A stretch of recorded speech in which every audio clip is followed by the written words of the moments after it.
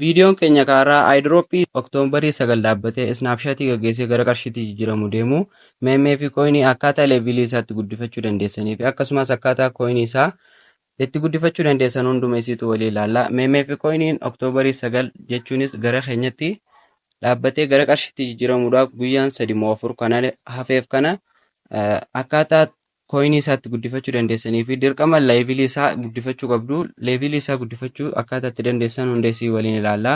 Namoonni hangammaan jammarii yoo jiraattan liinkii isaa diskiripshin booksii hiyya jala isiniif kaa'eetiin jira, achirraa argachuu ni dandeessu. Yommuu gara viidiyoo keenyatti seennu meemmee fi kooyiniin guyyaa tokkotti leevilii guddaa argachuu fi akkasumas kooyinii guddaa argachuudhaaf dursa wanni isin gochuu qabdan taaksii isaa guurrachuu qabdu jechuudha. Taaksii isaa haala itti guurrachuu dandeessan iddoo earn jedhu kana jala seenuudhaan akkuma argaa jirtan kanaan haala kanaan viidiyoo yuutuubaa isinii fidaa. Viidiyoo yuutuubaa yommuu isinii fidu viidiyoo kana yommuu daawwattan isin deeqaa muraasa isin gaafata. Viidiyoo kana yommuu daawwattan irraa deebitan kooyinii isiniif kanaachuu akkasumas wanni leevilii isinii guddisuu danda'u immoo akkasumas wanni kooyinii isinii guddisuu danda'u inni lammaffaan ispiinii kanaachuu. Ispiinii kana immoo haala itti argachuu dandeessan viidiyoo yuutuubaa yommuu daawwattan akkaataa itti argachuu dandeessan hunduma isiitu waliin ilaalla. Chaanaala kanaaf haaraa taanaan subscribe gochuudhaan akkasuma viidiyoon tun akka namoota hedduu bira geessuuf laayikii sheer gochuun dagatina isin jecha. Ispiinii kana argachuu fi akkasumas viidiyoo kooyinii guddaa argachuudhaaf dursa isin yeroo haaraa taatan yookaan immoo namoonni jammartanii hojjechaa jirtanis iddoo earn jedhu kana jala seenuudhaan viidiyoo yuutuubaa daawwattu. Yommuu viidiyoo yuutuubaa daawwattan kooyinii takkarratti kooyinii 500 fi ispiinii 10 isinii kanaachuu. Kanaafuu akkuma argaa jirtan iddoo koontiniyuu jedhu kana tuqachuudhaan haala kanaan isin fidaa iddoo yuutuub chaanaal jedhu kana tuqachuudhaan viidiyoo yuutuub isaanii ni daawwattu jechuudha. Erga viidiyoo yuutuub isaanii haala kanaan daawwattan xiqqoo daawwachuudhaan keessa deebitu deeqaadhaas itti zaabaa jechuudha. Deeqaa yommuu zaabee fixee booda hanga deeqaa isinii zaabuu jalaa bahuudhaan viidiyoo biroo ni daawwattu jechuudha. Akkasuma viidiyoo kana hanga hedduu qabaa. Viidiyoo kana yommuu isin daawwattanii fixan ispiinii keessanillee isinii guddata, kooyiniin keessanillee isinii guddata jechuudha.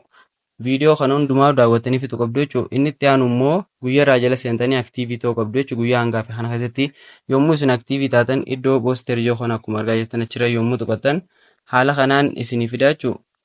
Erga haala kanaan isinii fidee booda aktiivitii taap kayyoo kana haala kanaan aktiiv gootu jechuudha. Kun immoo leeviliin keessan akka isiniif guddatuuf iddoo jalaa kanarratti gizee onnee kana diimaa kana gaffette booda leeviliin keessan isiniif guddachaa deemaa jechuudha. Kan immoo kaniin amma isinitti agarsiisan aktiivitii taap kayyoo san gizee aktiiv gootan kanarraa isinirraa hir'isaa deemaa jechuudha lakkoofsa kana. Kanaafuu kana maaskaraa lammaffaan itti hir'isuu dandeessan iddoo pooster yoo kana tuqachuudhaan iddoo tiraabuu yoo kana yommuu isinirratti tuqattanii haala kanaan kiliin boota yoo kana tuqattu jechuudha. Ergasii haala kanaan hanga wanni kun banamu taaptaapni gootu jechuudha. Bilbila harkaa keessanii qabdanii taaptaapni gootu jechuudha. Hanga wanni kun banamu ergasii akkuma argaa jirtan 160 isiniif deema. Lakkoofsi jalaa kun immoo leeviliin keessan akka isiniif guddatuuf irrachaa deema jechuudha. Kun karaan inni sadaffaan karaa kanaan leevilii keessan guddifachuu ni dandeessu jechuudha. Guyyaa fi kana keessatti yoo kam xiqqaate leevilii 5 ol dabaruu qabdu jechuudha.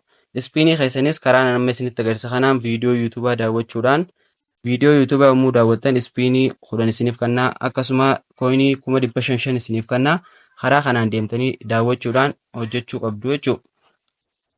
Namoonni immoo hin jammariinis liinkii isaa diskiripshin booksii hiyya jala isiniif kaa'eetiin jira.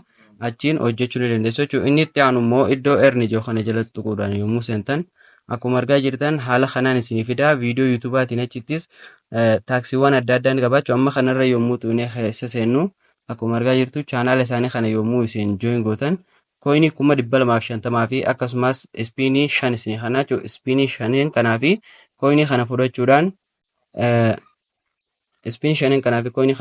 leevilii keessanii fi kooyinii keessanillee guddisuu ni dandeessu jechuudha. Akkuma argaa jirtan yeroo chaanaala telegiraamaa jooyin godhaajee yoo isin jooyin gootanii jalatti deebitan isiniin kannu. Kanaafuu yeroo irratti tuqattanii achi dabartan jooyin gootaniituma jalatti deebituu yoo barbaadan sammuu dafiraayitu jechuudha. Yommuu ispiinii keessan walitti hoddommeeffattan immoo iddoo mallattoo ispiinii fakkaatu kana asirra jiru kana ni tuqattu. Ergasii haala kanaan keessa isin naqaa. Yoo ispiinii keessan hedduu ta'e 50 amma 100 ol yoo ta'e iddoo jalaa kanarratti ispiin kayyoo kana tuqattu. Yommuu isin akka tuqattan 10 20 30 40 50 deemaa hanga ispiinii keessanii ilaallachuudhaan irra godhattanii iddoo ispiin joo kana tuqachuudhaan ispiinii gootu jechuudha.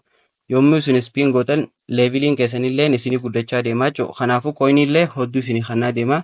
Kanaafuu karaa kanaan fayyadamuu qabdu. Meemee fi kooyiniin Oktoobarii 9 walumaa galatti akka dhaabbatee listi ta'u ibsa godheeti jira. Akkuma argaa jirtan Baayinaans irratti akka listi ta'u guyyaa sa'aatii lakkaawwachaa jira. Sa'aatii kana keessatti isin irraa fayyadamaa ta'uu qabduun isiniin jaa.